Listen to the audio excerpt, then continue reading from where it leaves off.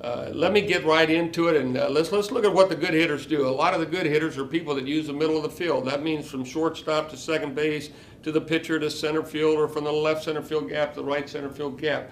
The good ones that have high batting average, high on base average aren't pull guys, or the other way. They're guys that use the middle of the field. So that'll be one of our thoughts that we want to have in mind.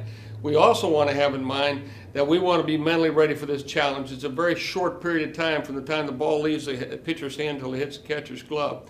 And it's all relative depending on your age. Some of you are very young, some of you are a little bit older. But the relativity of it is that it's tough to do it, and it's a short period of time. So we have to have our act together, so to speak. We have to be grounded, and I'll get into the stance as well as the swing. I want to talk a little bit about the power base.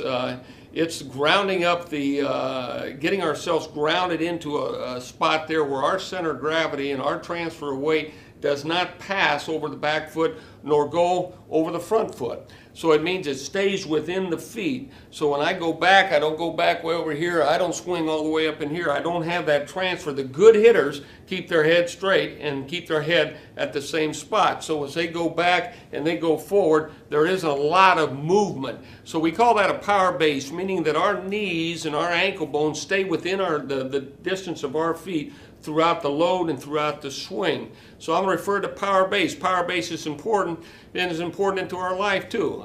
We all have to have a basis for what we do. We got to be grounded, and I want to share that with you as soon as I'm through talking about this hitting. Let's talk a little bit about the stance. Let's get ourselves into a fundamentally sound stance. I'm going to go to the feet first, and that's where we start from. So as we go to the feet, let's pretend now, as we're getting ready to get into the batter's box, our feet need to be a little bit wider than the shoulders. If they're shorter, then we're going to have a longer stride. We want to try to get away from the long strides. Our toes, I like to say, point your toes towards the plate.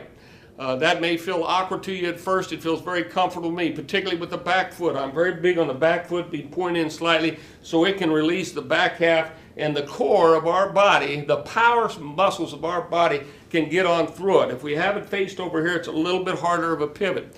Keeping the front toe in helps keep our front side in a little bit, and so I would, depending on your age, I think that's going to be important. Also, with the feet, weight has to be on the balls of your feet.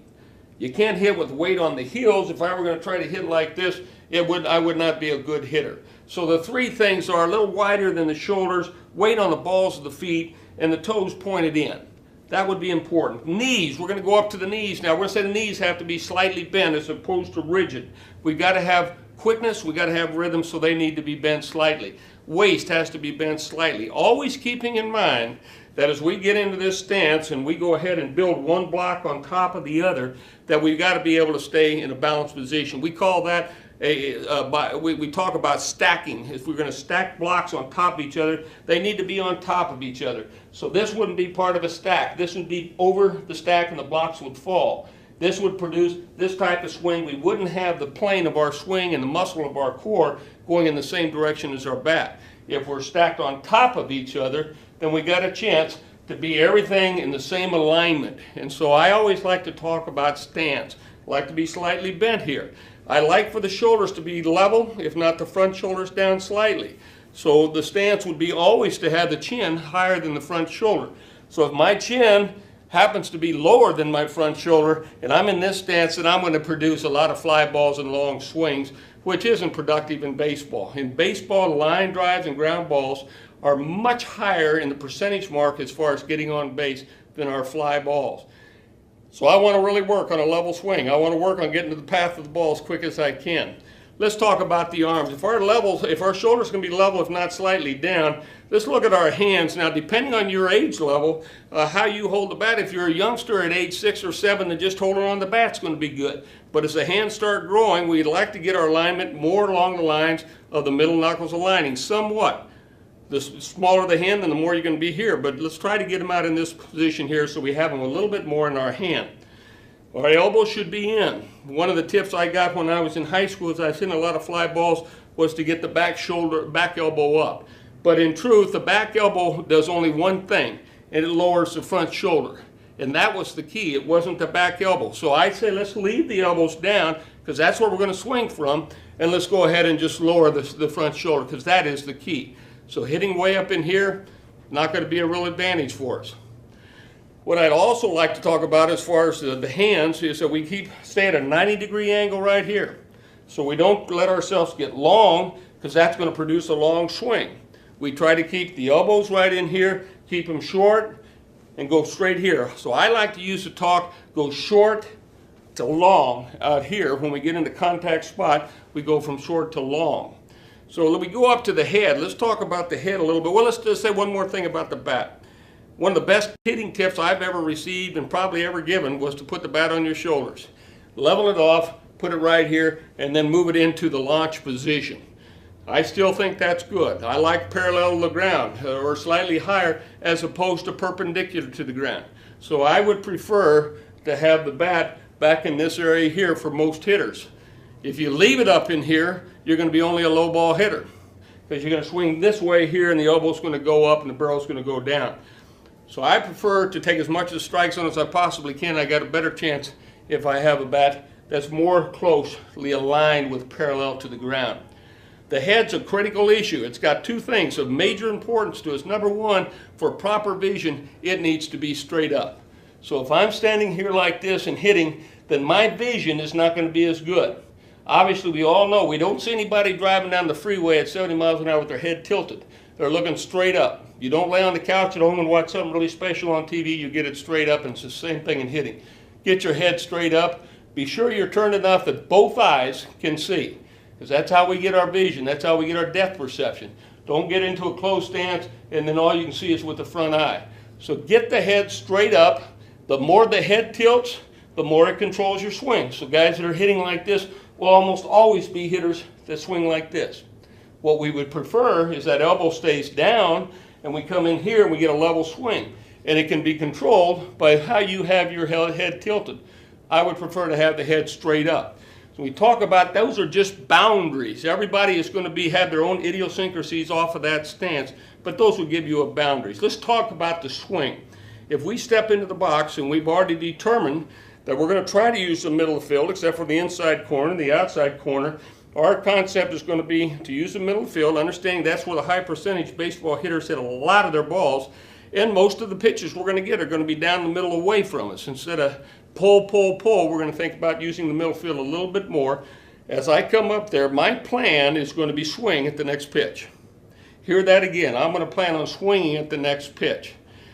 I don't want to have to make a lot of decisions when I'm at the plate. So I don't want two decisions, whether to swing or not to swing. I'm going to plan on swinging at it. I only have one decision to make, and that's not to swing. Real huge tip for you as you go into the batter's box and start concentrating on what you're doing. Obviously, once you get in the batter's box, you can think and hit at the same time. So concentration has got to be when I get up there, I'm swinging at the next pitch, and I'm going to use the middle of the field. And then I'll deviate off that, or I'll make a decision not to swing. As I get in the batter's box and the pitcher begins his windup, one of the things in athletics that we find to be true is that almost all motion has to go backwards before it goes forward. So the tennis racket goes back, the golf club goes back, the boxer goes back, and the hitter does the same thing. And we do the same thing when we throw. We go back before we go forward. This is going to get us the needed rhythm we need to swing. Watch major league hitters, watch all hitters, watch and see what are they doing to get in the launch position. So we're going to be in a good stance that's very close to the launch position, but we've got to get into it with some rhythm. So as the pitcher's about to release the ball, then our rhythm has got to start. We start our rhythm and we get ourselves right into the launch position. Notice I kept a 90-degree angle here. Notice I didn't rotate this way. I kept the hands in the path of the ball and I just loaded back into here. So it gave me the needed rhythm to get in the launch position. From this point on, everything's going to go forward. I'm exploding forward to the ball. So the launch position is going to be important. It may be the front knee goes in, it may be the hands go back. What we can't have is a bar arm, we can't have a wrap, we can't have a hitch. We go right in here and everybody can learn to do this. Everybody can go right in here before they stride. Notice I said before you stride. There's a separation of load and then stride. Stride is the next thing that happens. The stride has got to be short, 2, 3, 4 inches. It's got to be soft. We cannot transfer weight with the stride. So when we load, then we stride, and that's our movement straight towards the pitcher. So we get in, we load, and then we stride. Notice our head does not travel. We don't go here and travel here. We go here, step on the big toe, and we're ready to swing. If that has happened, you have to understand that you go to the ballpark, and one of the problems you're going to have that I had was that I got in a hurry because the ball was coming in a hurry. I tried to put the stride and the load together. So I was doing both of them together, and it looked something like this. So I had both of them out of sync. The upper body was going this way, the lower body was going this way. You'll just separate load and then stride, load and stride, then you're ready to launch and get your bat velocity going through the ball. The next thing that happens if you stop the camera and look at it is we get our core muscles involved. Our core muscles, from right here straight on down to our knee, these big muscles of strength, these are going to be important. We have to get them involved. I like to divide the body right in half. This is the back half, this is the front half.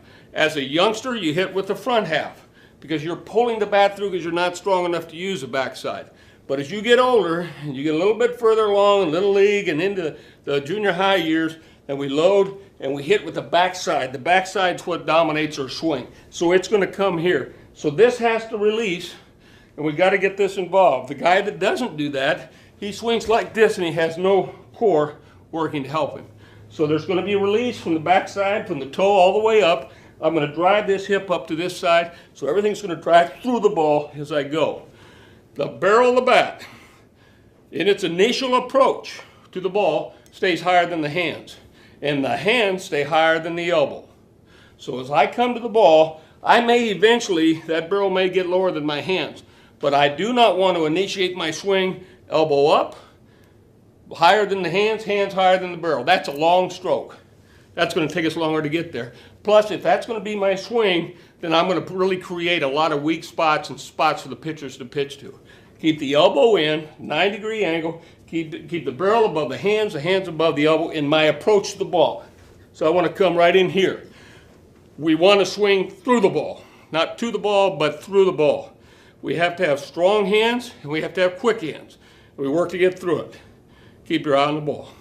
Everyone will tell you that. The chin stays above the front shoulder and it finishes above the back shoulder. So the head stays and remains on the ball until we can probably come as close as possible to see the ball actually hit the bat upon contact. Now that's very hard to do, but that's what our goal is we're trying to hit the ball.